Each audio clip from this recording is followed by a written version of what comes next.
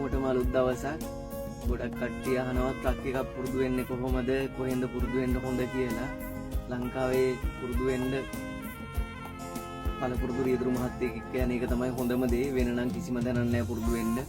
එක එක ආයතන වලින් කියනවා අර විදිය අපි කරලා දෙන්නම්, මේ විදිය කරලා දෙන්නම් කියලා. ඒක කිසිම තේරුමක් නැහැ. සල්ලි තියෙන කට්ටිය ඉන්නවා නම් ඒ වගේ දැනකින් ගිහිල්ලා පුරුදු වෙන්න. සල්ලි නැති කට්ටිය ඉන්නවා නම් හොඳ දැනුමක් ගන්න ඕන.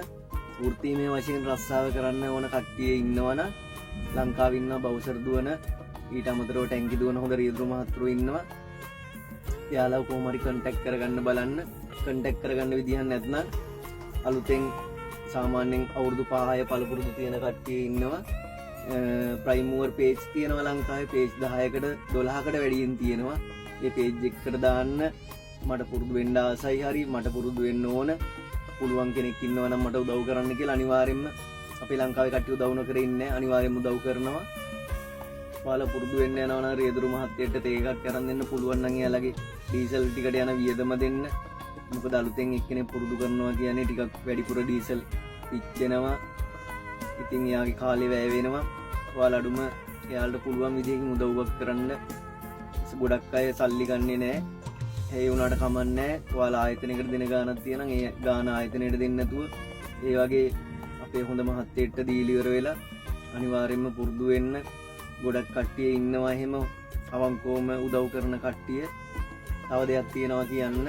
ලංකාවේ අඩුපඩියට වැඩ කරන්න එපා. මොකද වෘත්තීය වශයෙන් රස්සාව කරන එක්කෙනෙක්ට ඒක බඩේ පාර වදිනවා. කාලයත් එක්ක රස්සාව කරන එක්කෙනෙක්ගේ තැනට තව එක්කෙනෙක් අඩුපඩියට ආපුවාම එයාට ඉක්මනින් ඒ තැනින් යන්න වෙන වෙලාවලුත් තියෙනවා. ලංකාවේ ගොඩක් එහෙම දේවල් වෙලා තියෙනවා. කවදාවත් එහෙම කරන්න එපා. මම එහෙම එපා කියන්නේ මම කතා කරන්නේ හැමෝම රියදුරන් වෙනුවෙන්. මොකද ගොඩක් කට්ටියට ඒ වගේ දේවල් වුණාට පස්සේ එතනින් එහාට ගමනක් යන්න බෑ. මොකද අඩුවට වැඩ කරන්න ගියොත් එතනින් එහාට තවත් අඩු කරලා ගන්නෙ. ඔයාලගේ හැකියාව නැතුව රැකියාවකට යන්න එපා. හැකියාවෙන් තමයි ඔයාලා වැඩ පෙන්නලා රැකියාව කරන්න ඕනේ. හැකියාව තිබ්බොත් රැකියාවක් අනිවාර්යෙන්ම හම්බ වෙනවා. ඒක නිසා කවදාවත් කාටවත් බඩේ පාරක් ගහන්න හදන්න එපා. අලුතෙන් රස්සාවට යන අයට ඔයාලා අනිවාර්යෙන්ම පුරුදු වෙන්න. එහෙම පුරුදු වෙන්න තැනක් නැති අයට පුළුවන් ට්‍රැක්ටරයක් හරි පුරුදු වෙලා මේ රස්සාව හරියට හදාගන්න. ගොඩක් ලංකාවෙන් යුරෝපෙට එන්නේ කොහොමද කියලා අහලා තියෙනවා. යුරෝපෙට එන්න පුළුවන් ගොඩක් මාර්ග වැහිලා තියෙන්නේ. එන්න පුළුවන් මැද පෙරදිග රටවල් වල ඉන්න අයට ලේසියෙන්ම එන්න පුළුවන්. හැබැයි ටිකක් කල් බලන් ඉන්න ඕන. ඒකටත් ගොඩක් දේවල් තියෙනවා. ඉතින් ඉවසීම තියෙන්න ඕන. ඉවසීමයි ලැබීමයි හැමදේම තියෙන්න ඕන. මම නම් හිතන දේ ඔයාලා බලාගෙන ඉන්න. ලංකාවෙන් යන්න පුළුවන් එකම රටවල් ටික දැනට තියෙන්නේ සෞදි. කටාර් යන්න අමාරුයි. කටාර් ගිහිල්ලා ලයිසන් එකක් ගන්නවා කියන ලොකු මුදලක් වියදම් කරන්න ඕනි. ඊට අමතරව ඩුබායි. ඔය රටවල් දෙකට යන්න නම් මම දන්න තරමින් ලොකු මුදලක් යනවා ලයිසන් එකක් ගන්න. ඒක නිසා ඔයාලා උත්සාහ කරන්න අනිවාර්යෙන්ම සෞදිය වගේ රටකට යන්න. ඊට අමතරව සර්බියා යන්න පුළුවන්. ওই රටවල් වලට ගියොත් යුරෝපෙට එන්න ලේසි මාර්ග තියෙනවා. හැබැයි ඒක හරියටම කියන්න බෑ. මොකද ඉස්සරහට නීති කොහොම වෙයිද, රටින් රටට එක එක කාලේ නීති වෙනස් වෙනවා.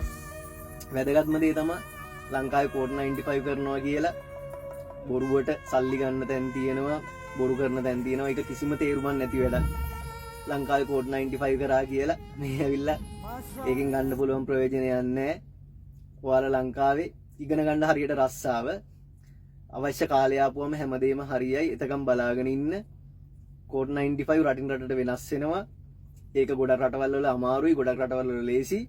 ලයිසන් එක ගන්න එක්සෑම් එකටත් වඩා අමාරුයි කෝඩ් 95 ගන්න එක. ෆුල් කෝස් එක කරපු බොහොම කීප දෙනා ඉන්නේ. කෝඩ් 95 කරලා නැහැ ගොඩක් කට්ටිය. ගොඩක් කට්ටිය දන්නේ නැහැ කෝඩ් 95 එක කියන්නේ මොකක්ද කියලාවත්. කෝඩ් 95 වල සමහර රටවල ට්‍රයල් එකක් බලනවා. ට්‍රයල් එක හරිම අමාරුයි. කට්ටියට ට්‍රයල් දීලා නැහැ. 2009න් පස්සේ හැමෝටම 2009 ඔක්තෝබර් මාසේ පනතක් තියෙනවා.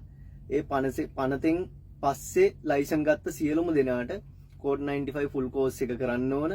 ඒක ගැන ඔයාලා හිතන්න එපා. මොකද යුරෝපෙට ආපු කාලෙක ඒක ගැන හිතන්න. හරියට රස්සාවක් පුරුදු වෙන්න. එහෙනම් හැමෝටම ජය වේවා.